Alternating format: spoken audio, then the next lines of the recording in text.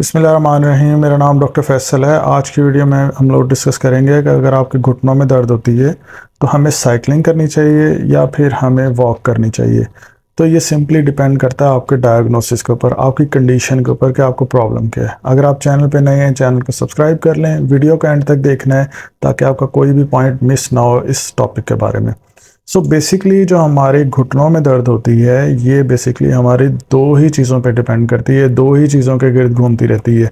या तो वो नी के ऊपर पैटेलोफेमरल पेन सिंड्रोम होता है या फिर हमें होता है नी ऑस्टियोआर्थराइटिस। इसके अलावा जो कंडीशन होती हैं वो सॉफ्ट टिश्यू कंडीशंस हैं, लाइक एसीएल है या फिर मेनिस्कस इंजरीज़ हैं।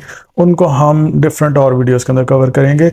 अभी हम कवर करेंगे स्पेसिफिकली नी ऑस्टियोआर्थराइटिस को और आपके पैटेलोफेमरल पेन सिंड्रोम को। अब जो पैटेलोफेमरल पेन सिंड्रोम है ये बेसिकली होता है आपको यंग एज के अंदर, और जो आपको घुटनों के अंदर ऑस्टियोआर्थराइटिस है ये होता है हमें एज रिलेटेड चेंजेस की वजह से, कि हमारे कार्टिलेजेस वगैरह जो घिस जाते हैं एज के साथ साथ, तो उसकी वजह से ये क्रिएट होता है। सो बेसिकली इसके अंदर आपको समझने की ज़रूरत ये है कि देखें, जब हम मूवमेंट करते हैं अपने घुटनों के ऊपर तो आपकी पटेला ऊपर की तरफ मूव हो रही है। जैसे ही हमने अपनी टांग को सीधा किया तो देखें आपकी पटेला ऊपर की तरफ गई, जैसे ही हमने नीचे की तरफ लेके आए तो पटेला किधर जाएगी, नीचे की तरफ। सो फ्लेक्शन में और एक्सटेंशन में पटेला की मूवमेंट चेंज होती रहती है। सो जो पैटेलोफेमरल पेन सिंड्रोम होता है, अगर आप पैटेलोफेमरल पेन सिंड्रोम के बारे में नहीं जानते तो मेरे चैनल पे इस टॉपिक पर ऑलरेडी वीडियो एक मौजूद है, वो आप देख सकते हैं। और अगर आप घुटनों के ऑस्टियोआर्थराइटिस के बारे में भी नहीं जानते तो ये भी देख सकते हैं, क्योंकि हम इस वीडियो के अंदर ये नहीं कवर करेंगे कि इन दोनों में क्या डिफरेंस है। ये आप पूरी पूरी वो वीडियो देख सकते हैं, वरना ये वीडियो बहुत लेंथी हो जाएगी। अगर आपको पैटेलोफेमरल पेन सिंड्रोम है, बेसिकली इसके अंदर आपकी पटेला इन्वॉल्व हुई है, जो जिसके साथ आपका क्वाड्रिसेप मसल, आपका जो थाई के मसल्स हैं ये आके लगे हुए हैं।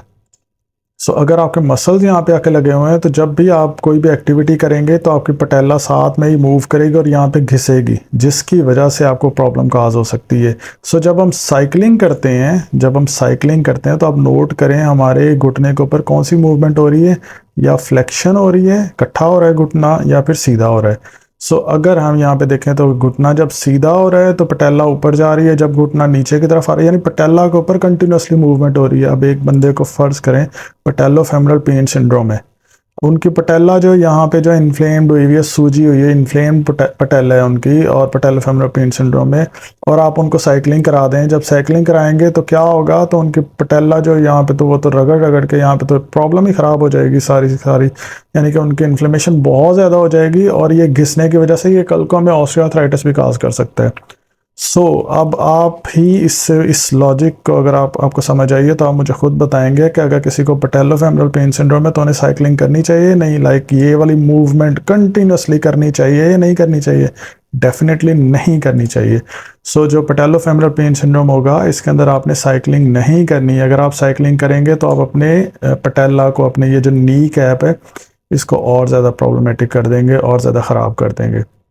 अब आ जाते हैं हमारी जो दूसरी कंडीशन है जिसको हम नी ऑस्टियोआर्थराइटिस कहते हैं, घुटनों के बीच में जब हमारा गैप ख़त्म हो जाता है। अब देखें ये नॉर्मल है, ये ग्रेड 1 है, बिल्कुल थोड़ा सा यहाँ पे प्रॉब्लम काज हुई है, बट ओवरऑल जो गैप अच्छा है। अब यहाँ पे देखें ये जो कार्टिलेज घिसना शुरू हो गया, ये ज़्यादा घिसना, ये ग्रेड होते हैं ऑस्टियोआर्थराइटिस के। आप इस वीडियो ऑस्टियोआर्थराइटिस की वीडियो के अंदर डिटेल से देख सकते हैं। अब देखें जो ग्रेड 4 है इसके अंदर देखें बिल्कुल स्पेस ख़त्म हो गई, ग्रेड 3 में भी अच्छी खासी स्पेस ख़त्म हुई हुई है। अब मेरी बात गौर से आपने सुननी है। अगर आप खड़े हो, अगर आप वेट बेयरिंग करें यानी अपने पूरे जिस्म का वजन अपने घुटनों के ऊपर डालें, तो आपकी ये जो ऊपर वाली हड्डी है, ये घुटने की जो नीचे वाली हड्डी है, इसके ऊपर प्रेशर डालेगी या नहीं डालेगी? तो आपकी पूरी बॉडी का वेट आ जाएगा ना। तो जब आप खड़े होके यानी जब आप वॉक कर रहे होंगे तो आप वेट बेयरिंग में होंगे। आप वेट बेयरिंग में होंगे तो भाई आपके तो घुटनों के बीच में पहले स्पेस नहीं है।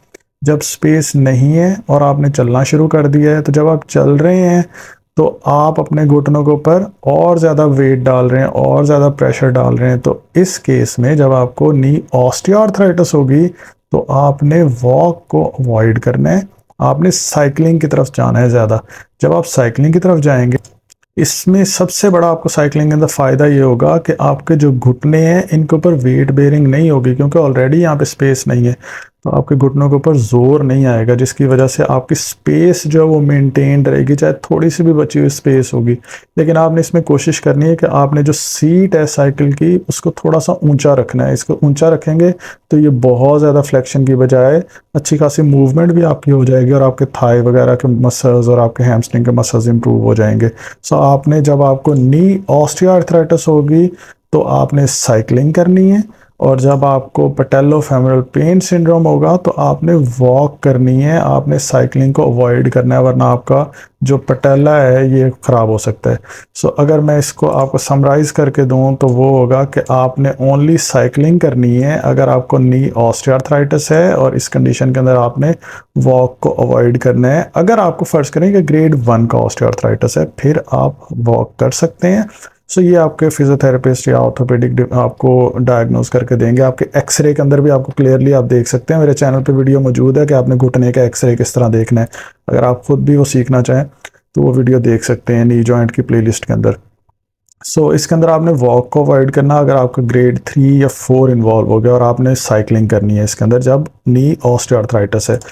और अगर आपको पटेलोफेमरल पेन सिंड्रोम है तो आपने क्या करना है, साइकिलिंग इसके अंदर अवॉइड करनी है, क्योंकि जब हम साइकिलिंग करेंगे तो हमारी पटेला बार बार मूव होगी।